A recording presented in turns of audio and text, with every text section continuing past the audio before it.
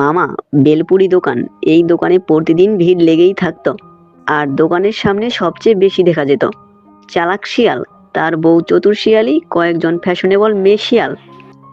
শিয়ালেরা বেলপুর খুব ভালোবাসতো।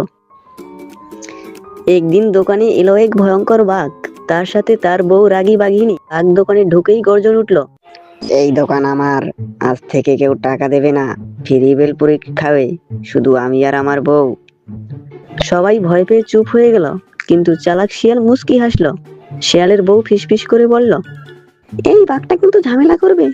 শিয়াল এগিয়ে বলল, ও রাজা বাঘ, আপনি তো জঙ্গলের সবচেয়ে শক্তিশালী, কিন্তু একটা সমস্যা আছে। বাঘ চোখ বড় করে বলল, কি সমস্যা? শিয়াল বলল, এই বেলপুরি খেলে নাকি যে সবচেয়ে বেশি খাবে সে সবচেয়ে সুন্দর দেখাবে। এই কথা শুনে বাঘিনী বলল, আমি খাবো, আমি জঙ্গলের সবচেয়ে সুন্দর বাঘিনী হব। মেয়ে শিয়ালগুলো হেসে বলল, দেখি কে কে বেশি খেতে পারে।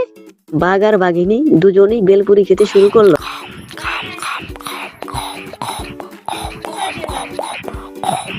এক প্লেট, দুই প্লেট, 5 প্লেট।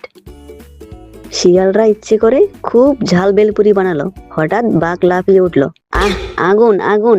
বাঘিনী চিৎকার করে বলল, পানি পানি! সবাই খুশি হলো। এই সুযোগে শিয়াল বলল, দেখলেন তো, লোভ করলে এমনই হয়, এখন দোকান ছাড়ুন। লজ্জার জ্বালায় বাঘ আর বাঘিনী দৌড়ে জঙ্গল ছেড়ে বেড়ালো। দোকান আবার আগের মতো হাসিতে ভরে গেল।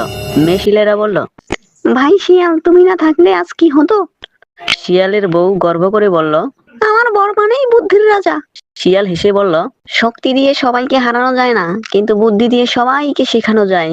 প্রিয় বন্ধুরা, আমাদের এই গল্পটা তোমাদের কাছে কেমন লেগেছে কমেন্টে জানাও, এবং এরকম সুন্দর ভিডিও পেতে আমাদের চ্যানেলটা সাবস্ক্রাইব করে বেল বাটনটা অন করে দাও। ধন্যবাদ।